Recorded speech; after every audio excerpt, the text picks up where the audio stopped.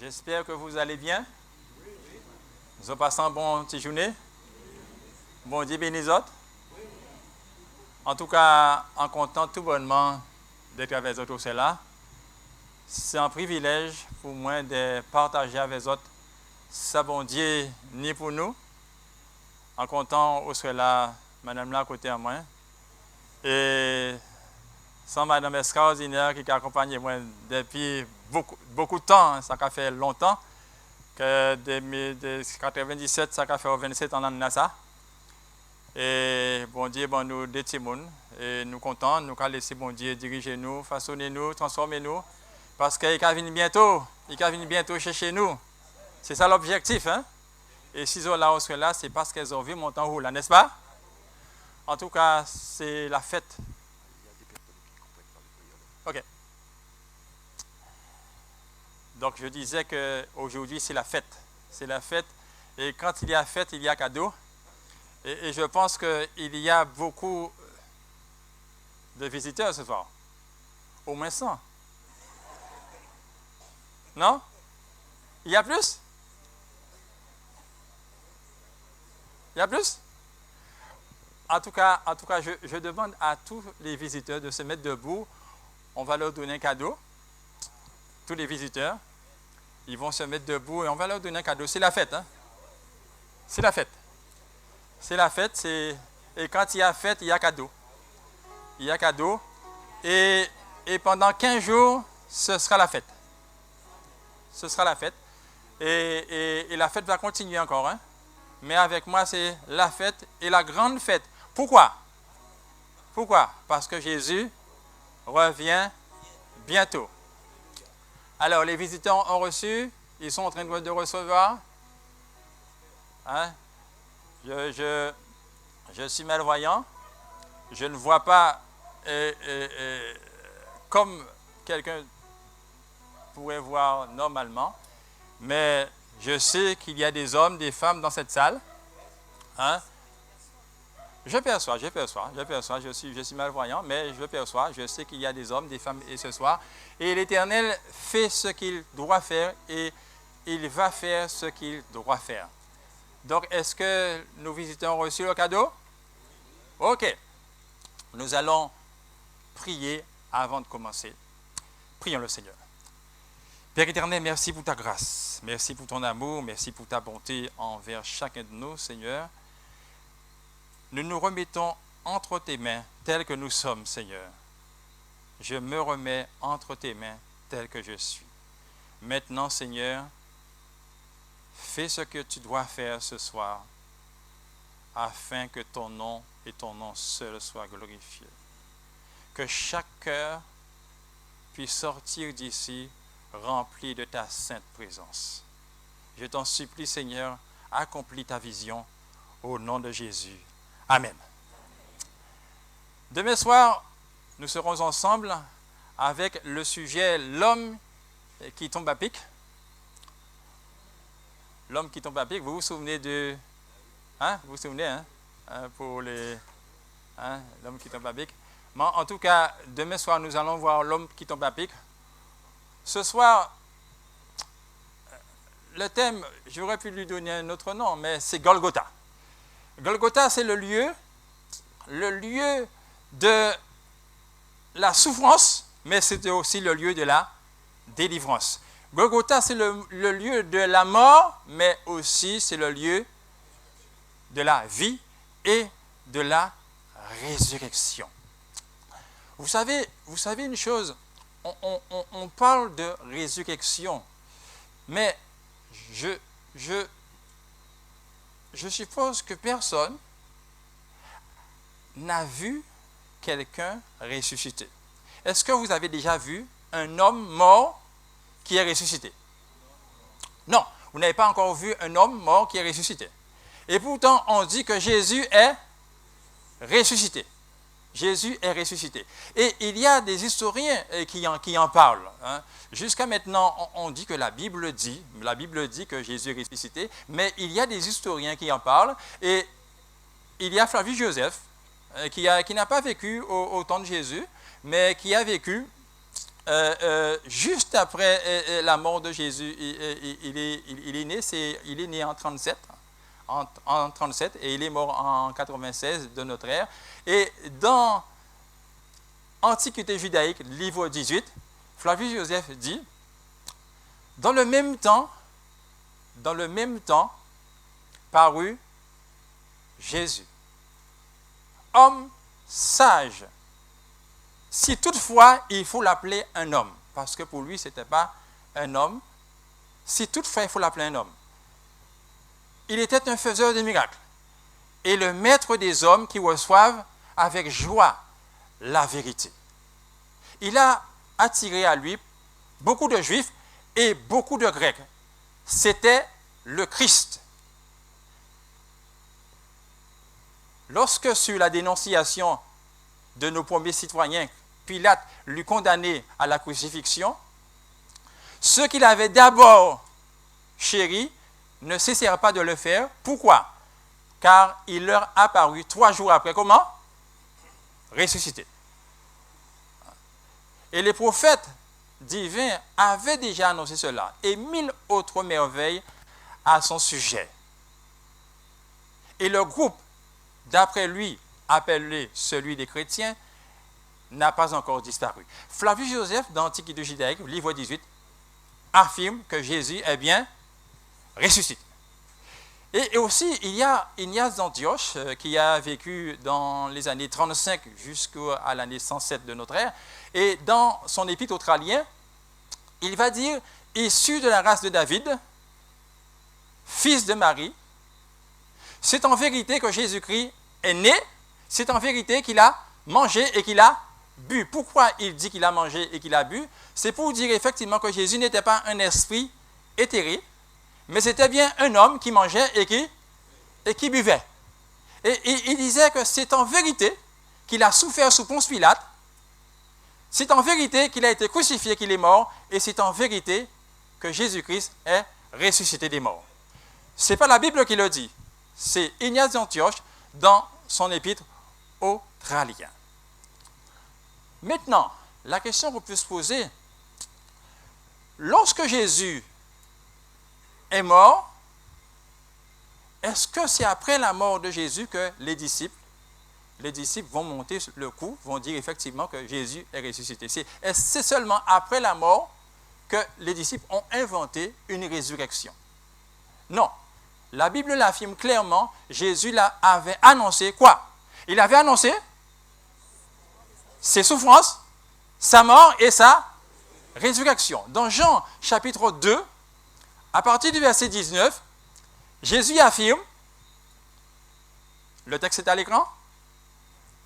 Non? Pas encore.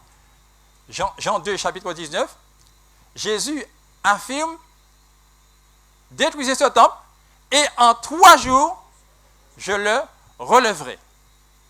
Les Juifs dirent, il a fallu 46 ans pour bâtir ce temple, et toi, en 3 jours, tu le relèveras. Mais il parlait de quoi? Il parlait du temple de son corps. C'est pourquoi, lorsqu'il fut ressuscité, les disciples se souvinrent qu'il avait dit cela, et ils crurent en l'écriture et en la parole que Jésus avait dite. Jésus a annoncé à ses disciples, nous pouvons le voir dans Matthieu chapitre 16, verset 21. Matthieu chapitre 16, verset 21. Le texte dit, dès lors, il commença à faire connaître à ses disciples qu'il fallait qu'il aille où?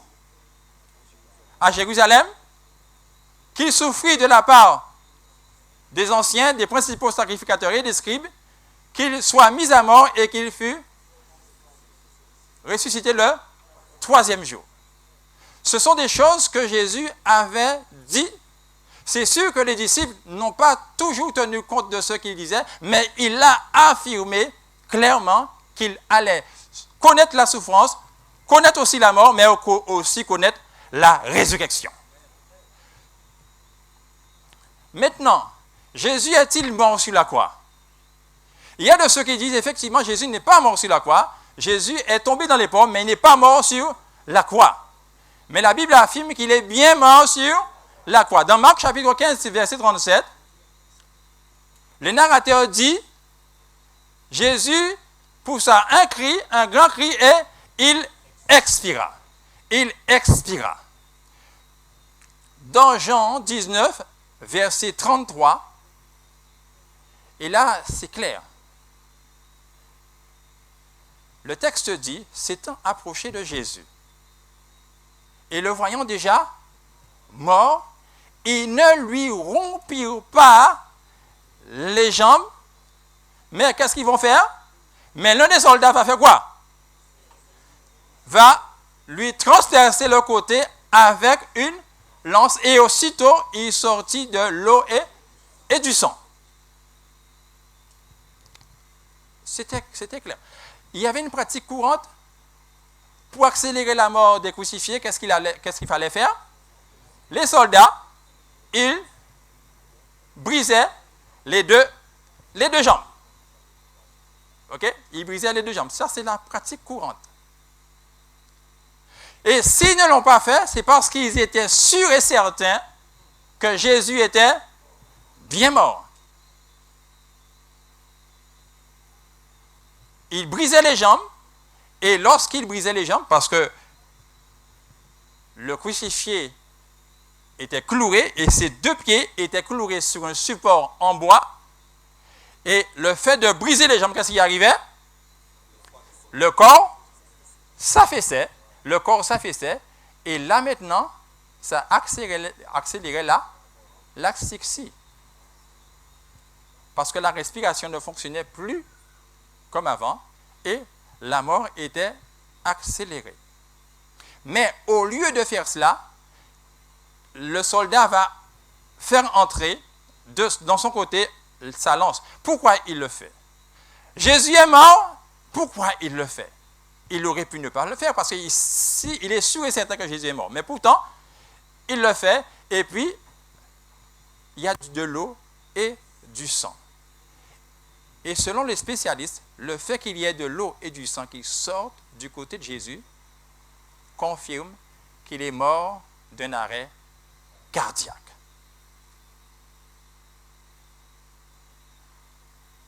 Ils disent effectivement ça a été causé à cause du choc et de la constriction du cœur occasionnée par la présence de liquide dans le péricarde. Donc Jésus est mort par arrêt cardiaque.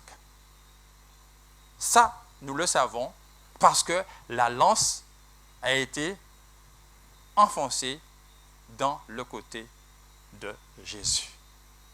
Dieu nous fait beaucoup de clins d'œil dans cette mort et cette résurrection de Jésus. Jésus est bien mort, mes amis. Il est bien mort sur la croix. Il est bien mort et sa mort, sa souffrance et sa résurrection étaient prévues parce que lui-même l'avait déjà annoncé. Nous continuons dans l'Évangile selon Matthieu, chapitre 27. Et là encore, Dieu va nous étonner. Matthieu, chapitre 27, à partir du verset 57, il est dit, le soir étant venu, arriva qui? Vous avez le texte? Non? Arriva qui? Un homme riche d'Arimathée. Comment il s'appelle? Il s'appelle Joseph. Il était aussi un disciple de Jésus. Qu'est-ce qu'il va faire? Il va se rendre chez Pilate. Il demande le corps de Pilate. Non, il demande le corps de Jésus. Il demande le corps de Jésus et Pilate lui donne le corps. Et puis qu'est-ce qu'il fait? Il avait déjà acheté un linceul blanc. Il va envelopper le corps de Jésus d'un linceul blanc. Et qu'est-ce qu'il va faire? Il va déposer ce corps dans un tombeau qui s'était fait tailler dans le roc. Il va prendre une grande pierre, il va rouler la grande pierre et fermer le sépulcre. Et là, il va s'en aller. C'est sabbat, il s'en va. Le sépulcre est fermé et il s'en va. Remarquons bien, mes amis, Jésus était-il riche? Jésus était-il riche? Il était comment, Jésus? Il était humble. Est-ce qu'il avait un endroit pour dormir? Qu'est-ce qu'il a dit? Qu'est-ce qu'il a dit? Ah, ok. Et lui, qu'est-ce qu'il a? Pour la tête. Nulle part. Est-ce qu'il y a quelqu'un dans la salle qui n'a pas d'endroit pour dormir ce soir?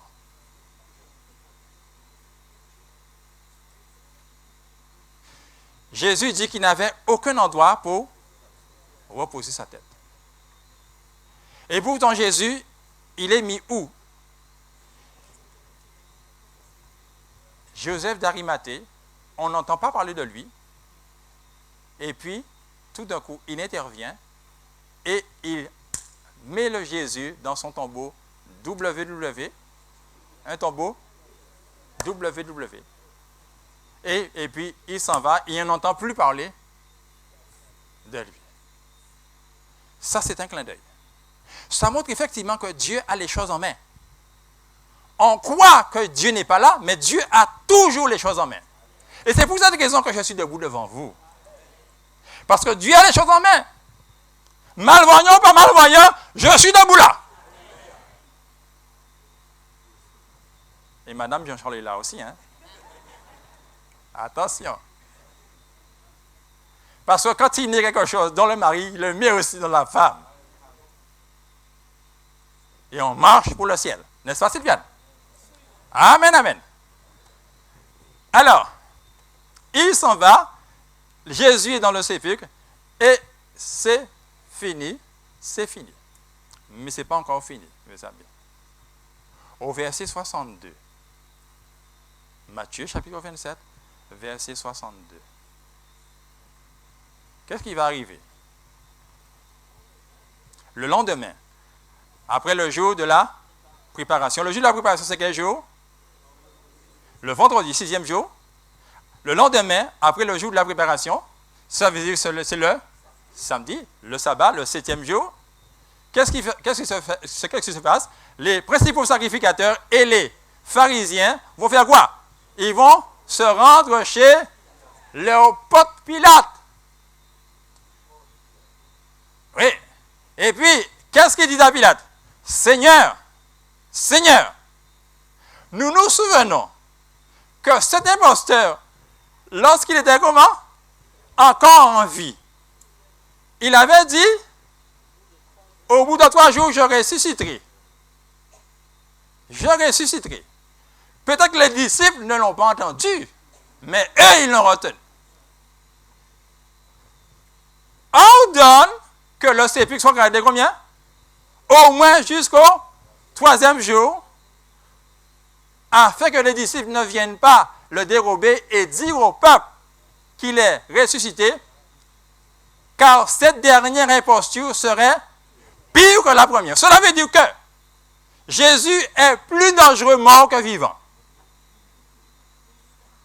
Ils voulaient le tuer, mes amis. Ils voulaient le tuer. Ils l'ont tué, mais ils ne sont pas encore tranquilles. Parce qu'ils ont vu Jésus fonctionner. Ils savent qui est Jésus. Même s'ils n'ont pas qu'à accepter, mais ils savent que Jésus. Ils savent que Jésus est là. Jésus a Dieu avec lui. Parce que Nicodème disait, personne ne peut faire ce que tu fais si Dieu n'est avec lui. Dans Jean chapitre 3.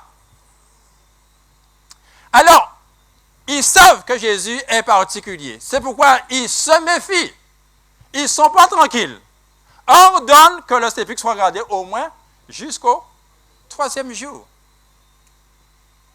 Et Pilate leur dit, vous avez une garde, gardez-le comme vous l'entendrez. Et puis, ils s'en vont. Et ils vont s'assurer du sépulcre, au moins d'une garde, après l'avoir scellé. Alors, remarquez mes amis, le narrateur dit, ils vont mettre une garde, et après l'avoir scellé. Donc, ils prennent leurs précautions, parce qu'avec Jésus, on ne sait jamais. Mort ou pas mort, on ne sait jamais avec ce gars-là. Donc, ils vont sceller le sépulcre. Bon, il y a le tombeau creusé dans le roc, et puis il y a une grande pierre, forme circulaire. Et qu'est-ce qu'ils vont faire pour sceller? Ils vont prendre une ficelle, et puis ils vont tirer la ficelle sur la pierre et fixer à droite de la pierre, le bout de la ficelle avec de la cire, et à gauche, avec de la cire. Donc la ficelle est sur quoi? Sur la pierre, fixée aux deux extrémités, à droite et à gauche, avec de la cire. Et puis, qu'est-ce qu'ils font? Ils mettent l'anneau romain, le sceau romain, à droite et à gauche dans la cire. Et puis, avec ça seulement, mes amis, avec ça seulement, le tombeau était verrouillé de chez verrouillé. Parce que pourquoi? Le sceau romain, mes amis, si vous brisez le sceau romain, c'est la mort. C'est interdiction de briser le sceau romain. Donc, le tombeau était verrouillé de chez verrouillé. Mais avec Jésus, on ne sait jamais. Donc, ils vont mettre une garde aussi. Et là, quelle est la garde qu'ils vont mettre? Est-ce que c'est la garde Rikiki du Sanhédrin? Ce n'est pas la garde Rikiki, et nous allons le voir tout à l'heure. C'est la garde romaine. La garde romaine est formée de combien d'hommes? 14 hommes armés jusqu'aux dents. Maintenant, il faut garder le tombeau. Il y a 4 hommes qui restent debout et qui sont relayés dans la nuit, et les autres sont couchés. Mais les autres sont couchés autour de l'entrée du tombeau, en forme circulaire, tête vers le tombeau. Ils sont couchés en forme circulaire, autour de l'entrée du tombeau, tête vers le tombeau. Supposons qu'on arrive à tuer les 4 qui sont debout. Comment faire pour entrer dans le tombeau et récupérer le corps? Qu'est-ce qu'il faut faire? Il faut marcher sur ceux qui sont morts, à moins d'avoir un avion. À moins d'avoir un avion. Donc, Dieu s'arrange pour que ce tombeau-là soit inviolable. Que personne ne puisse dire que quelqu'un est entré, ce n'est pas possible. Dieu s'arrange pour que ce tombeau-là soit inviolable. Il s'arrange.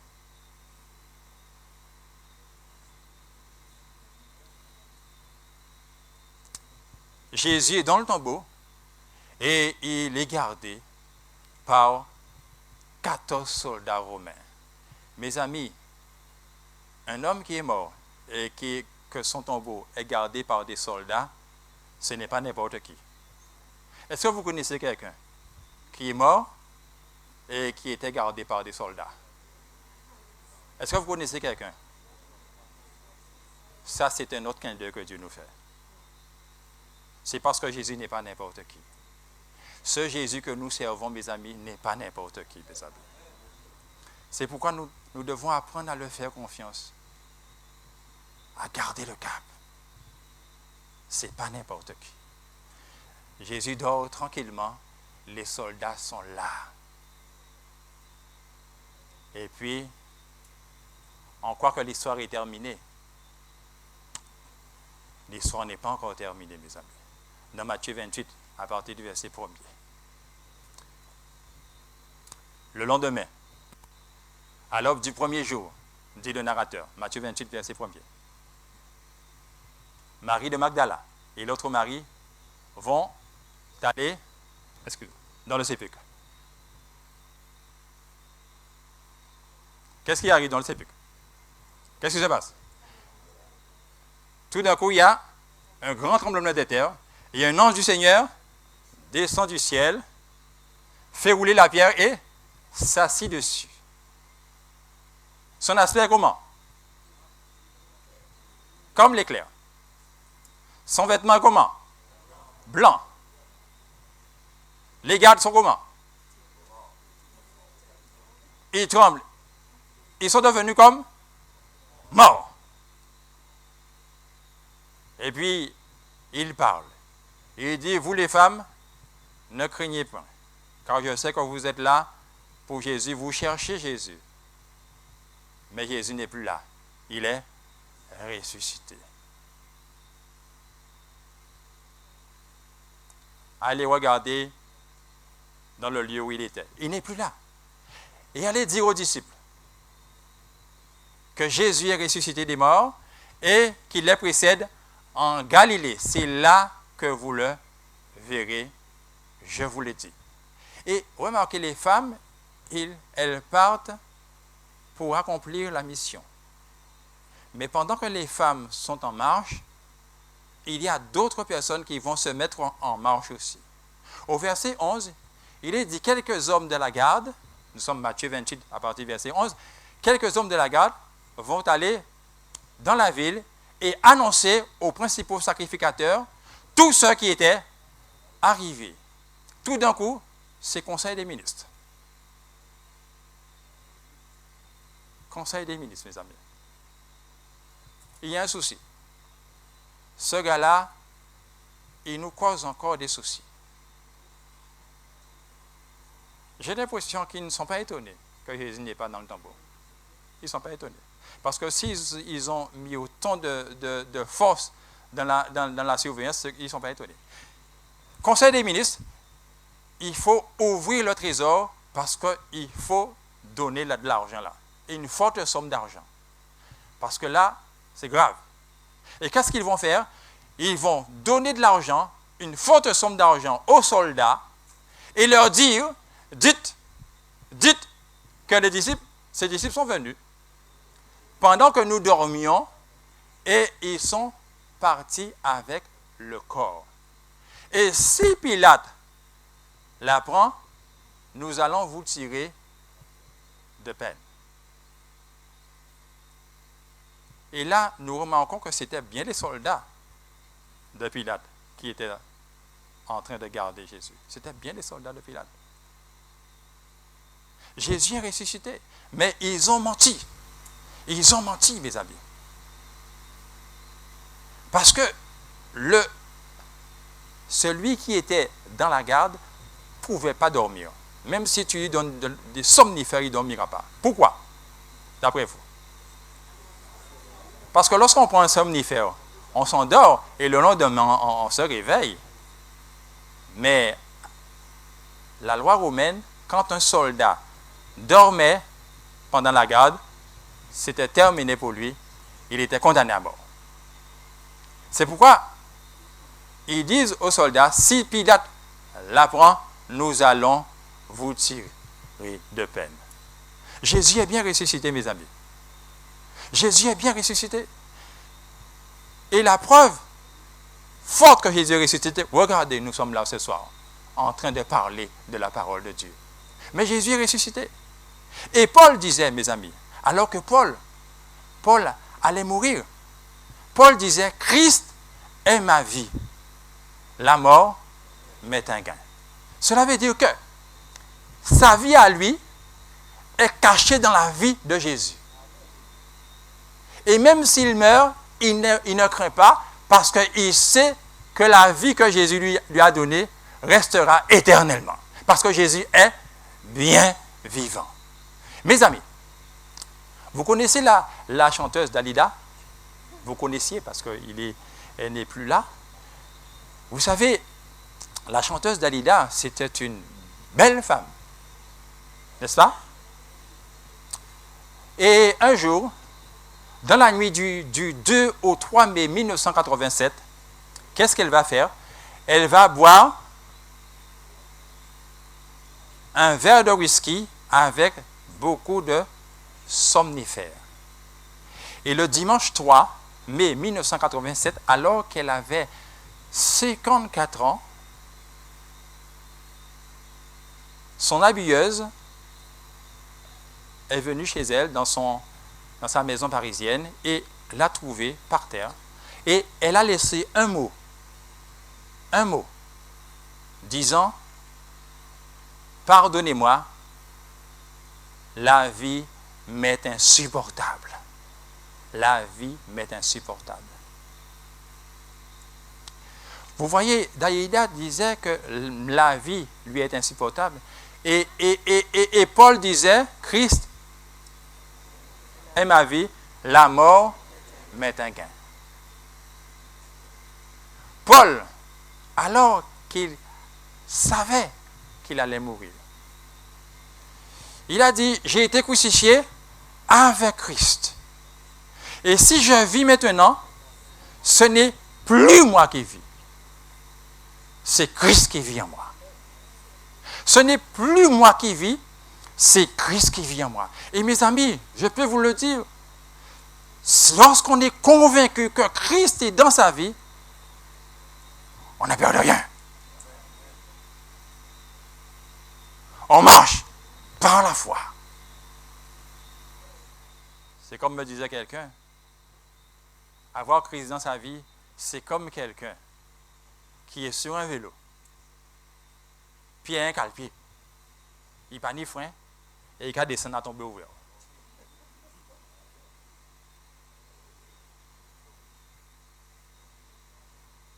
Et il va descendre à tomber ouvert, et ça arrive. Lorsqu'on est avec Jésus, ça arrive, parce qu'on est tranquille dans les mains du Seigneur. Et le Seigneur fait ce qu'il a à faire. Le Seigneur fait ce qu'il a à faire. Dans 2 Timothée, chapitre 4, à partir du verset 6, Paul disait, « Je sers déjà de libation, car mon heure approche. J'ai combattu j'ai achevé la course et j'ai gardé la foi. Désormais, la couronne de justice m'est réservée. Désormais, la couronne de justice m'est réservée.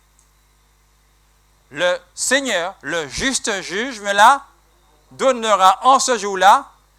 À qui? Non seulement à moi, mais à tous ceux qui auront aimé son avènement. À tous ceux qui auront aimé son avènement. Mes amis, vous êtes ici, c'est pour prendre position. Nous sommes ici, c'est pour prendre position. Nous sommes ici, c'est pour choisir. Nous sommes ici, c'est pour s'engager. Le Seigneur nous parle. Il veut nous sauver. Il veut nous emmener dans son paradis. Car Dieu a tant aimé le monde qu'il a donné son Fils unique afin que quiconque croit en lui ne périsse point, mais qu'il ait la vie éternelle. Mes amis, je vous aime beaucoup. Frères et sœurs, je vous aime beaucoup. Et tout ce que je vais vous dire pendant ces 15 jours, c'est parce que je vous aime. L'objectif de Jésus, à cause de son amour, c'est de nous sauver. C'est de nous délivrer. C'est pourquoi nous allons prier. Mercredi, nous allons prier. Hein? Mercredi, nous allons prier aussi. Hein? Nous allons demander à Dieu d'intervenir dans nos vies, dans nos foyers, pour nos enfants. Mercredi soir. Mais ce soir, mes amis, vous devez prendre position. Quel est votre objectif? Quel est l'objectif que vous vous êtes fixé? Dans quelle destination que vous allez? Avec qui vous marchez? Avec qui vous êtes venu ici aujourd'hui? Et avec qui vous allez entrer à la maison ce soir? Parce que nous ne sommes jamais seuls. Nous ne sommes jamais seuls, mes amis. C'est soit nous sommes avec Jésus, c'est soit nous sommes avec l'adversaire. Mais Jésus veut nous emmener dans son paradis. C'est pourquoi aujourd'hui, ce soir, la résurrection de Jésus rend possible toute résurrection. Pourquoi? Parce que Paul disait, sans résurrection, il n'y a pas de foi. Sans résurrection, il n'y a pas de vie. Sans résurrection, il n'y a pas d'église. Mais la résurrection de Jésus rend possible la foi, la vie et l'église, la délivrance. Jésus ne veut pas nous laisser ici. Il veut nous emmener avec lui dans son paradis. Est-ce que vous voulez aller dans le paradis avec Jésus? Est-ce que vous voulez que Jésus entre dans vos vies, dans vos foyers, dans votre quotidien. Est-ce que vous voulez que Jésus remplisse vos cœurs ce soir? Chacun doit prendre position. Je prends position. Sylviane prend position. Et Romière et Clarissa sont appelés aussi à prendre position. Chacun. Ce soir, qui sont ceux? Qui sont ceux qui veulent dire au Seigneur, Seigneur, me voici tel que je suis. Tel que je suis. Fais de moi ce que tu veux. Tel que je suis, papa. Peut-être que dans le passé, j'ai fait des erreurs. Peut-être qu'aujourd'hui, je fais toujours des erreurs. Mais papa, je me remets entre tes mains. Est-ce que tu es prêt à dire cela au Seigneur ce soir? Tous ceux qui veulent le dire, qu'ils se mettent debout ce soir. L'Éternel est victoire. L'Éternel est vie. L'Éternel est délivrance. Père éternel, merci, merci. Nous allons parole que chanter, dispenser ce soir. Tu nous as encore une fois, Seigneur, montré, confirmé la résurrection de Jésus. Ton objectif principal, Seigneur éternel, c'est que nous soyons avec toi dans ton éternité. Mais tu ne peux pas nous y emmener si nous ne voulons pas y aller, papa. Parce que tu nous as donné cette liberté. Mais tu insistes. Tu insistes à chaque instant. Parce que tu veux nous enlever des griffes de l'adversaire. Et faire de nous des hommes, des femmes et des enfants acquis pour ta gloire. Remplis nos cœurs par ta présence, Seigneur. Remplis nos foyers par ta puissance. Et que le nom de Jésus soit glorifié dans chaque vie. Dans cette Église. Dans la vie de chacun. Que nous puissions sortir d'ici remplis de ta sainte présence. Et que nous soyons des témoins vivants pour la gloire de ton Saint-Nom. Je remets nos invités entre tes mains, Seigneur. Il y a de ceux, peut-être que c'est pour la première fois qu'ils entendent ta parole.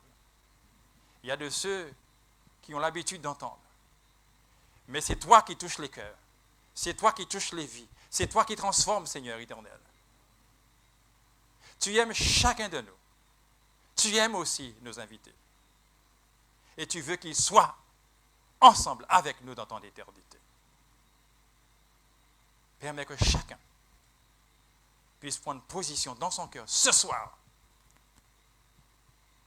et qu'il s'offre à toi, papa. Merci pour la vie que tu nous donnes. Merci pour ta protection. Merci pour tout ce que tu fais pour nous.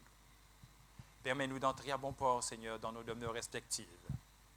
Et permets-nous d'être ici demain soir à partir de 18h45 parce que tu as d'autres choses à nous dire, papa. Merci pour tout ce que tu fais pour chacun de nous. Nous sommes entre tes mains. Que ta vision s'accomplisse dans nos vies. Au nom de Jésus. Amen.